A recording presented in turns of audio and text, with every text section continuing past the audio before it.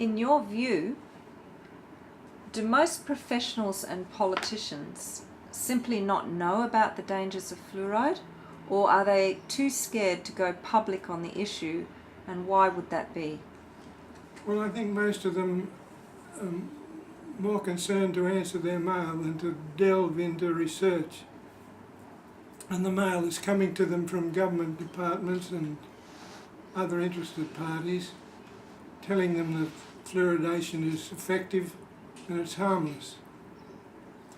They used to say that it was completely harmless. They used to say there's no evidence of harm, but lately they've been using a slight twist and saying there's no unequivocal evidence of harm. But unequivocal simply means it hasn't been proved yet. Why haven't we had follow-up studies to find out which equivocal, that is incomplete studies, need checking?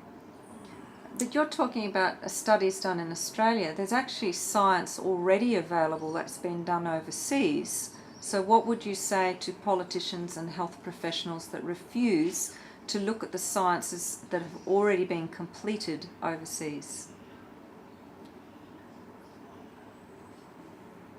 Well, I don't know that they refuse to look at it. They refuse to look at anything on the negative side, negative in response to fluoridation. Most countries have rejected or never tried fluoridation. I think there's only one country in Europe that has most of their water fluoridated, that's Ireland. Much lower proportion in the UK than in Australia.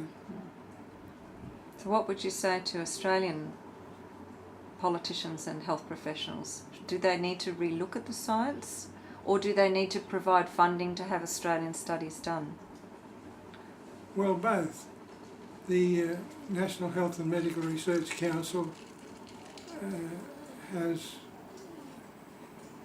suggested that they ought to consider barring people with commercial ties or links from taking part in decision making on major public health questions. They've only just started that lately. Back in about 19 years ago, they actually had a report where they said it's urgent that we have total fluoride intake estimation with the various groups that are affected by fluoride through the community, according to their age or infirmities. But that was never followed up, it was slipped under the carpet.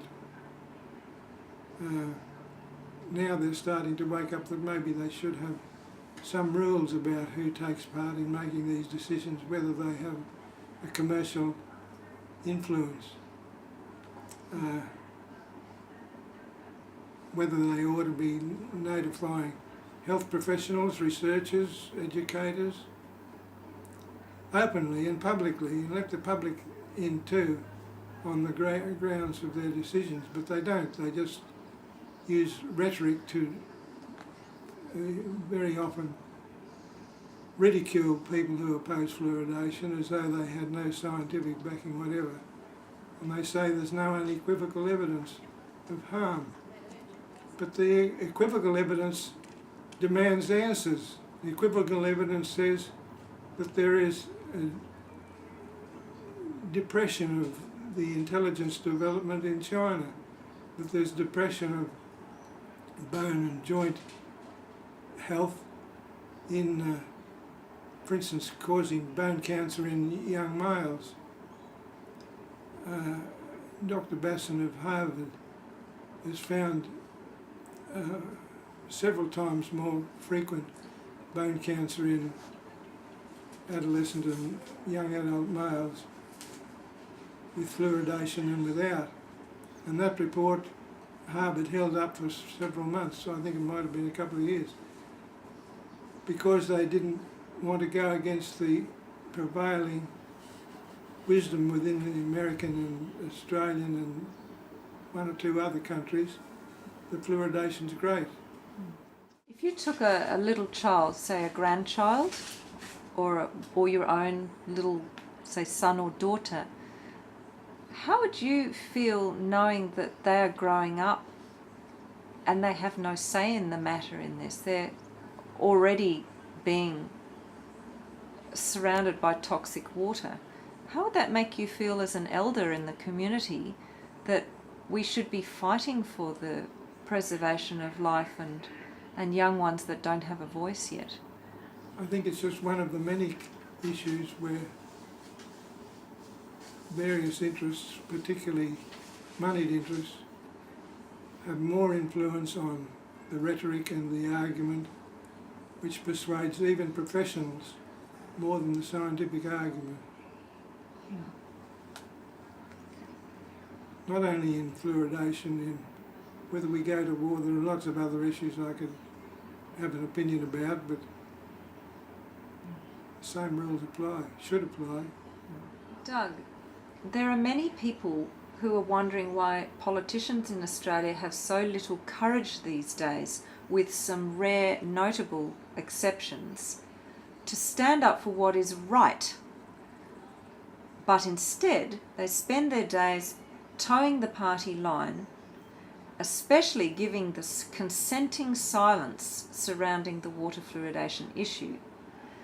How can politicians sit back and not only do nothing to protect their people from poisoned water, but even go so far as to legislate to protect the government and water boards from litigation? What would you say to those politicians? Well, you think you're going to get more votes by voting the official line, but perhaps you should start asking your constituents a bit better and watching this opinion surveys. Well, what do people have to do to have integrity restored within politics?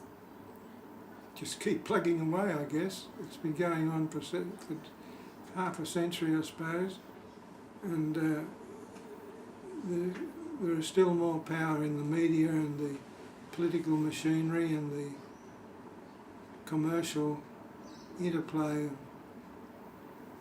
politics. So what do people have to do? What would you suggest people do? Well, one thing is to tell your local member what you think, and another thing is to ask the local member what she's done about it. I've drafted some questions for people to put to their state representatives. Whether any of them had any effect, I don't know, because sometimes it's a matter of numbers. There was an old senator who said, he used to stammer a bit, and he said, you can give me all your logic and all your science, but give me the numbers. And that's unfortunately what rules. Why do you think politicians are so self-serving instead of fighting for the safety of the very people who are they supposed to serve and keep from harm, including their own children and grandchildren who've also got to escape the food chain containing fluoride? Well, they look at their own children and they say, I can't see anything wrong with my grandchildren, so I'll put that on the back burner. I'll leave that to the experts for the moment, because I'm more concerned about what affects my family, whether I'm going to get a job or whether the price of bread is going up and things like that. And so you've got to compete with other interests, I guess, to get their attention and agreement. You know much about Dr. Walbot? Just that he wrote a book on fluoridation sensitivity. I think he called it allergy, but maybe that was not the most appropriate term. Some sensitivity to fluoride, I suppose. I understand from the book that was lent to me, decades ago, that he was head of the AMA, that's the American Medical Association's Committee on Fluoride. He was actually president of it, but as soon as he came out pointing out that fluoride can have poisons, they dropped him like a hot potato. That's all I remember about the man. So I could ask a question. It's a fairly long one, but I'll ask. Decades ago, Dr. George Walbot from the USA noted in his extensive research the sensitivity of certain individuals to fluoridated water, including some of his own patients. And Dr. Bruce Spittle from New Zealand has continued similar research in recent times, notable in his book Fluoride Fatigue. Both of these researchers highlight how very difficult it is for medical practitioners to identify possible symptoms directly relating to consuming fluoridated water. What would you say is an easy symptom for doctors to be able to see that would be directly related to fluoride poisoning? Well, hypothyroidism should be easy because that's following Staines' work in South Africa, where he found that highly fluoridated water supplies were accompanied by exacerbation of thyroid toxic, or rather hypothyroid conditions, because the fluoride competes with iodine in the human body. Any other symptoms that you can think that are quite easy to spot? Well, they might be easy to spot as that the symptom is there, but as to the cause of the symptom, that's not so easy to spot. Because a person has a depressed metabolism due to thyroid deficiency, doesn't make it easy to point the finger at fluoride as the only cause of iodine deficiency.